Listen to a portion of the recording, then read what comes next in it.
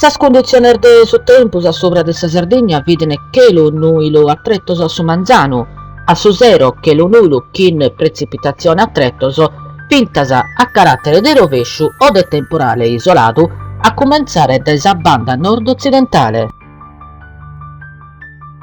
Sorvento solana solare debile o moderato su desa banda sud-occidentale, in rotazione e in fortiu desa banda occidentale, portese in sa succa de Bonifazio in su zero. Sormare a essere movidos in movimento de ses ondas in aumento.